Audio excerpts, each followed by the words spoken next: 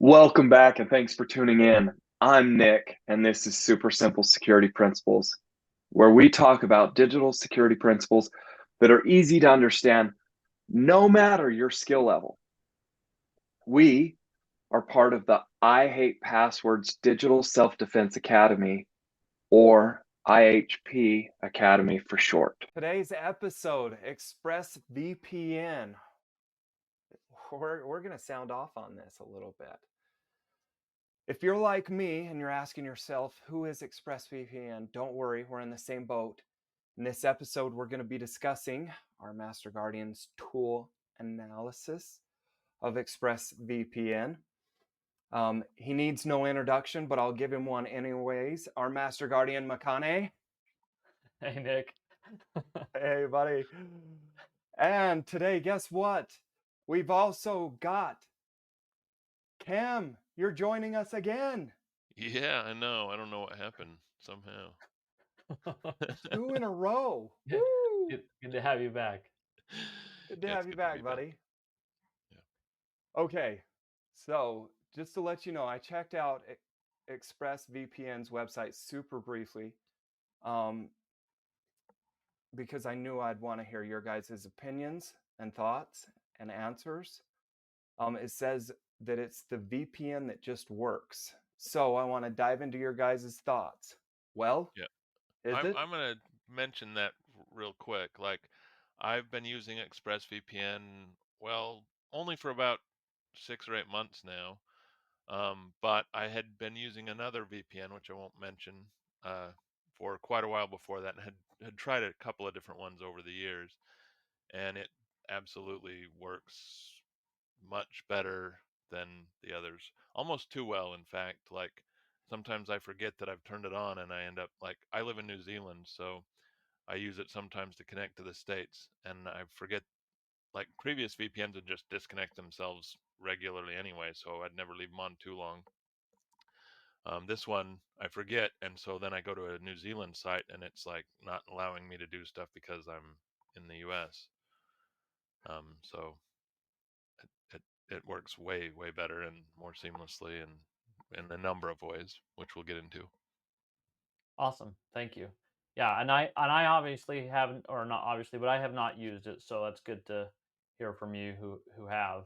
And part of the reason why I wanted to talk about it today is because I've had some members and people I've been talking to who needed an alternative VPN. They were using Proton VPN, and the main issue they had is some websites were blocking them, so they were wondering about some other options. And so once I heard that you use it, I figured it was a good episode to cover it. And so, but here was the interesting thing about it for me as I've been researching it is mostly the tools we've talked about have been ones that I really kind of love or hate. Just to put it really simply, strongly in favor of or strongly against. But my thoughts on ExpressVPN personally are a little more complicated than that because I found a few unexpected things. So I have a few questions that I want to make sure we get answered today.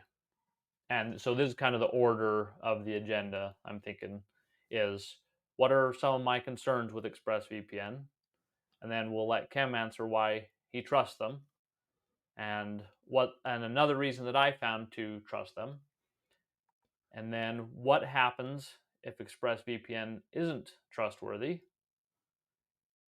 And then Kem already really talked about this one is why he likes using it, but if there's anything else he wants to add there, because I think there's a few details, and then we'll wrap up with a call to action if that sounds good to you, both of you. Sounds terrible. I don't think that's a good idea. We should completely reorder the show. Okay, I think it perfect. sounds fantastic. So let's Scrap go your with plan. Yeah, well, my brother, he's around. He's always got to try to throw a wrench in my plans. I'm used to it after all That's my these job. years. So, I okay. love it. So when I went to the website, that was the first thing that I ran into, that my first concern, because to me, well, I'll just call it this way, their sales pitch, the hype there. Because even though they stick to the truth, strictly speaking, I feel like the overall message and the enthusiasm of that message is a little bit of an oversell. And I'll just read the answer to one of their facts as an example of exactly what I mean. So the question they have on there is, should I leave my VPN on all the time? And their answer is, we recommend that you keep ExpressVPN on any time your device is connected to the internet, even if you're not actively using it. By leaving the app running in the background, you'll have peace of mind knowing that your privacy is always protected. Go Dude, ahead, that Nick. sounds sketch to me, man. That sounds sketch to me. Yeah, why? Because leaving something on all the time, like, surely there's an occasion to when you want it off. Kim gave us a 10-second overview of his thoughts, and he has to turn it off on occasion to deal with websites. So Yeah, although in theory I could just switch it to a New Zealand VPN server also. Like they have one here in New Zealand. They have Right. a ton of them all over the world, actually. Like they even have one in Salt Lake City. So hometown, I can pretend to come from my hometown if I want to. I'm not sure he Which I've followed I've what you never mean by never seen. switching. All right, Sorry. so you can pretend to come from, like, basically a VPN allows you to have websites think you're coming from a different location than you are. and you And can they have, change that. yeah, it's a server that you change which server you're connecting to. They have servers in, like, I don't know, like 30 of them or so around the US. And I don't know how many exactly. I didn't look up, but I looked at their list and they have tons of them all over the world. Bunch of weird countries I would expect. Right. So, in other words, if he was getting blocked at a particular website, he doesn't have to disconnect. He could just change where he was coming from so that it would be like normal. He could Exactly. Yeah. change either between the New Zealand server or the US server to get wherever he needed to go. Yeah. Perfect. But Yeah. I mean, I, that their claim there, I don't think it's ridiculous. I don't bother with it, but to be fair, their service is so good that I don't notice any kind of issues when I'm connected, which is part of the reason why I don't notice that I'm still connected. So I don't think it's an unreasonable thing. Then you do never accidentally connect somewhere, and they have all kinds of privacy stuff, like it prevents cookie tracking to a certain extent, depending on what your other settings are as well. If you use it in combination with incognito mode in your browser, for instance, then you're having a pretty good high level of privacy, really. yeah, I take some exception to that, and that's my overall problem with that phrasing is eh, the implied promise that your privacy is always protected. I think to most people is going to come across way stronger than it actually is. Yeah, fair enough. It because it's technically accurate, right? It's always protected, but only in the very limited specific ways that a VPN has the ability. And even coupling it Yeah, with right. incognito, I don't know, that to me is still an oversell on if you're really trying to achieve a high level of privacy. And we can talk about that more another day, but Yeah, right. that's Yeah, right. I get I, that. I I just think get it's an that. There's more oversell. to it than that. Yeah, But they do make it very easy to have the protections that you do get from a VPN always. right. Which is awesome for sure. Yeah. And well, and the thing is, in their defense, okay, going back to the other side, is that when you go into all the details of what that privacy protection is, they are clear about it. And this general claim is not uncommon at all in the VPN marketing land. So it's not like this is a standout, unique thing that ExpressVPN does, and all the rest are totally more balanced, right? There are exceptions, and there is one I'm going to link in the notes, iVPN, who I really loved. They have a much more balanced sales pitch on their website. But anyway, that's where we'll leave that today. So we'll move on to my concern number 2, which is the people behind it or the organization behind it, because it was founded by 2 friends in 2009, and they built and grew the company very successfully. And in 2021, they were acquired by a company that most people wouldn't have heard of called Kape Technologies. And ExpressVPN is the fourth VPN company that Kape has purchased after starting with, going backwards actually, Private Internet Access VPN, ZenMate VPN, and CyberGhost VPN. And just like when we talked about Norton back when, this doesn't make me feel super warm and fuzzy. I do recognize, though, that not only in the world of technology, but foods and all sorts of industries, it's common for a parent company to own many distinct brands without broadcasting that fact. So it's still a downside in my book, but not a deal breaker on its own. And the other unfortunate thing in Kape's history specifically, not ExpressVPN's directly, but is that Kape was once named Crossrider, which was a purveyor of, we'll just call it less than honest adware. And Google even had an article about them back in 2015. And so if I look at Kape's history, and if that were ExpressVPN's history, then I would probably say, that's a deal breaker for me, I'm walking away. But ExpressVPN has its own history, and it's full of good things. And since they've been purchased by Kape in 2021, all the evidence in that 3 years is that Kape has not changed how ExpressVPN does things, which, it makes makes sense because ExpressVPN has been successful. So it would be smart for Kape not to interfere with that. So overall, I still don't love that history. And there's lots of people who are way more emphatic and way more like this is a deal breaker for them. And it makes me personally wonder about the longevity of ExpressVPN, but especially because of things we're going to talk about next, I think help counterbalance the trust question specifically. So with that, Cam, if you want to talk about your trust reasons with ExpressVPN, I'll pass it to you. Right. So the primary reason why I trust ExpressVPN, I'm happy to use them, is because they advertise that they store no logs. Now, lots of VPNs do this, but these guys back it up with having an external audits. So, what's an external audit? It's you're probably familiar with an IRS audit, having maybe had one yourself, or at least being familiar with them from movies and stuff. IRS goes and makes sure that they're doing their accounting properly, that they haven't faked anything or that sort of thing. Well, ExpressVPN has a lot of external audits regularly to make sure that they are secure, so hackers can't get in easily, because that's a potential risk of having all of your data transferring through them, same as you would with your ISP. If your ISP got hacked, it would not be great for you. Not the end of the world, but not great. And they also have external audits that the auditing company comes in and they make sure that there is no way that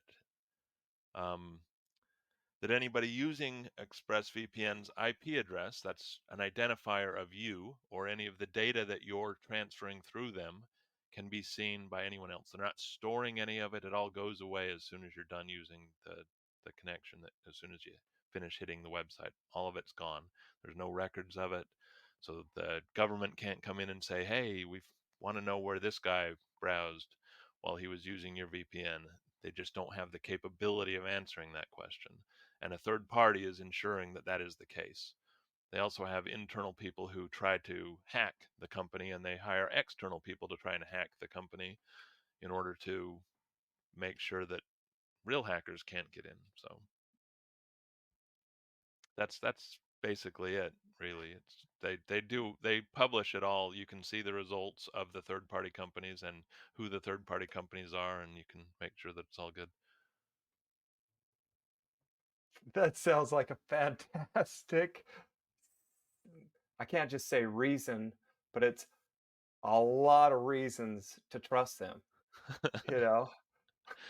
I think they've done If a we're good going job through of. all this Yeah. headache, I mean, that's headache to get external audits.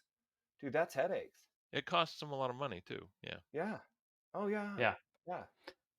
No, and I agree, and it's definitely high on my list, and even the audits alone give me a lot of trust. And honestly, in interest of time, I won't get into all of them, but just like with a lot of these, there's a lot of reasons like that engender trust in my mind from ExpressVPN.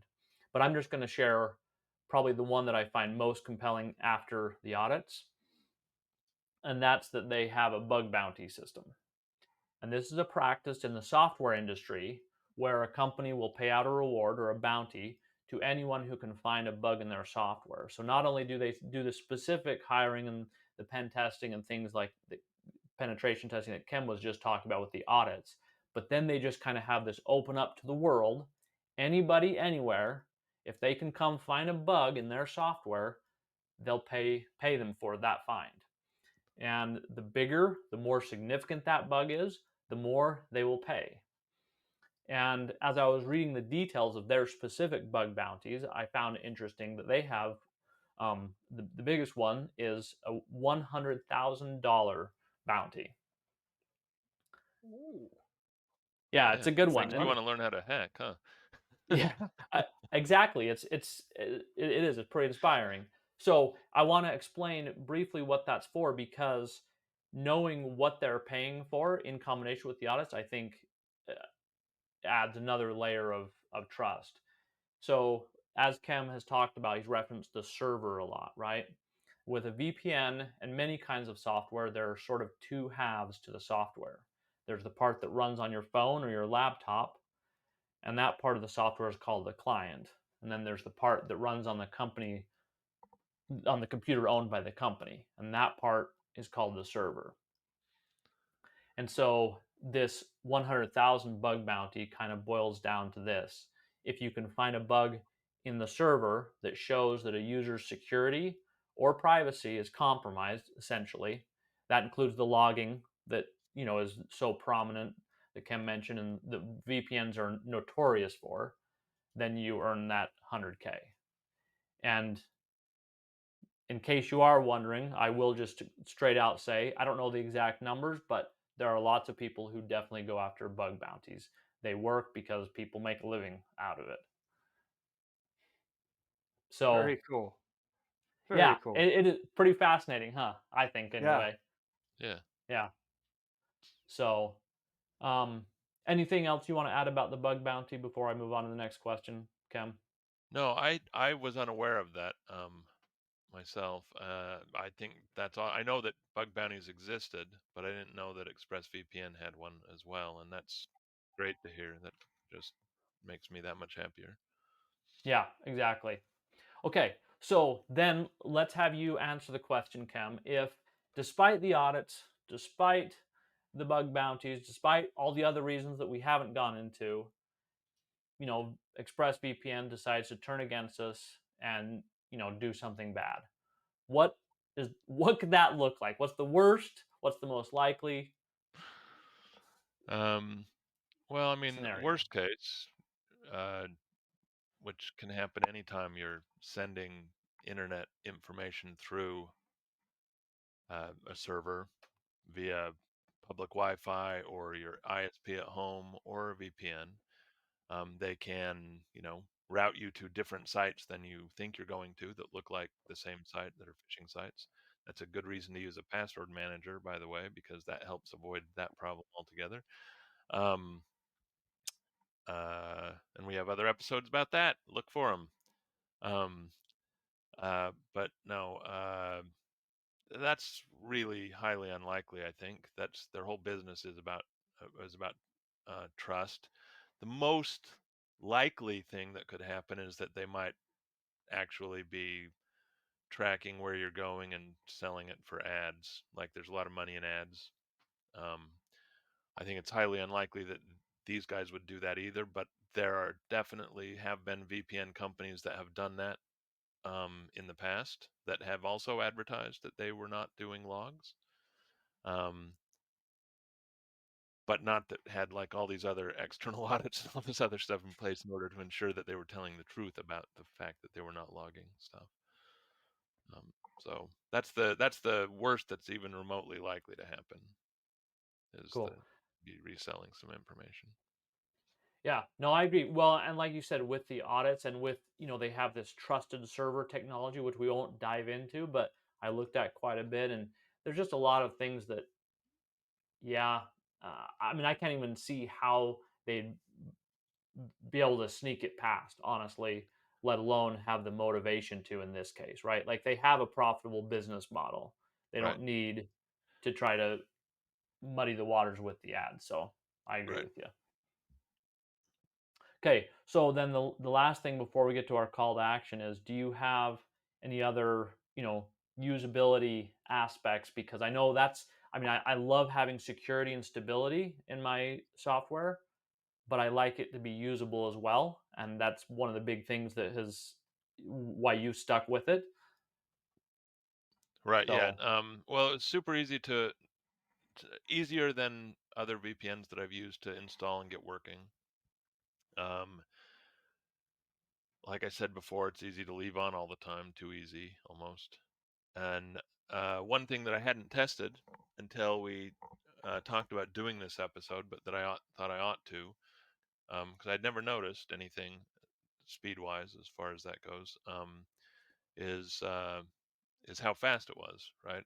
And so I ran some tests there, because that's a problem with a lot of VPNs. You're funneling, tons of people are signed up. They funnel all the traffic through one place.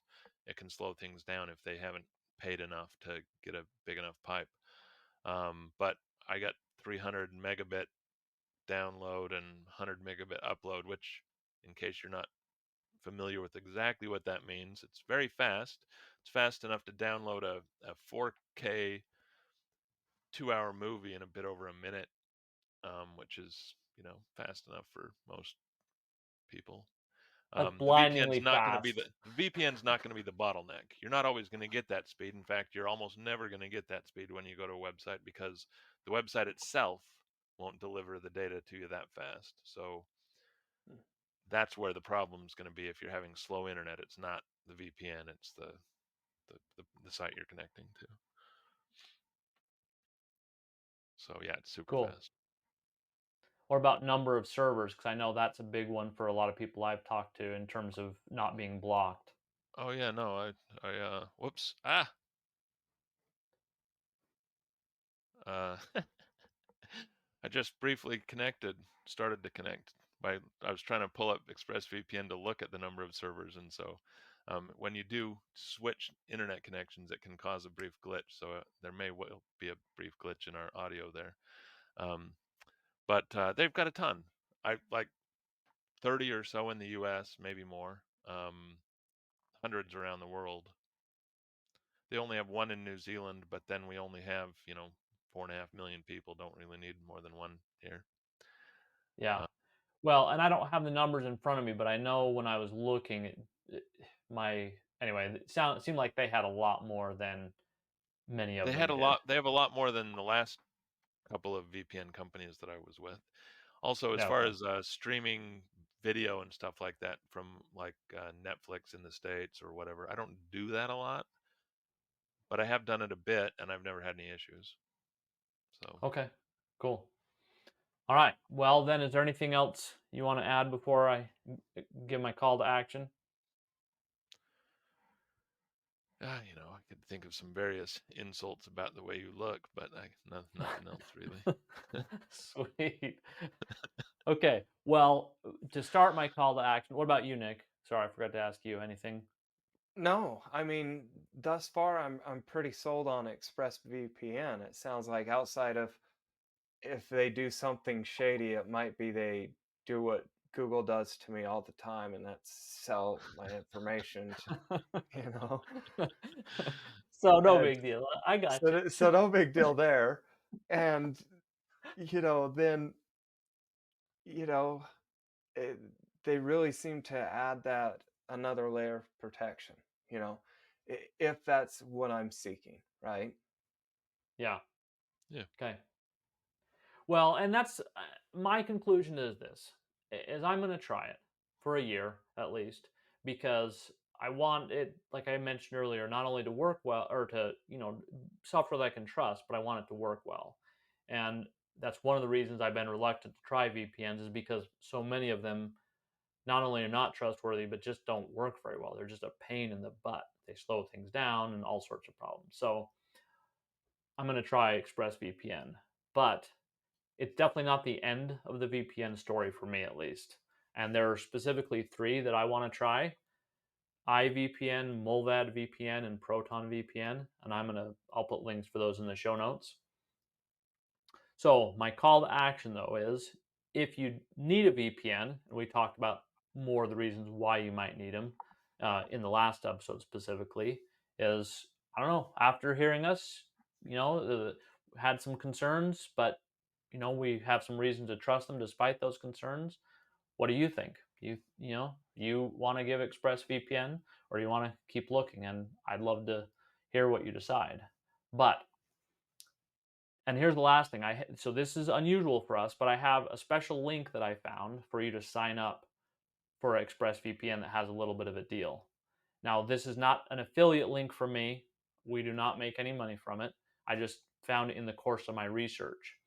But it adds 2 bonuses to if you sign up for a year, there will be 2 bonuses that you get compared to not using this specific link. First of all, you get 3 extra months.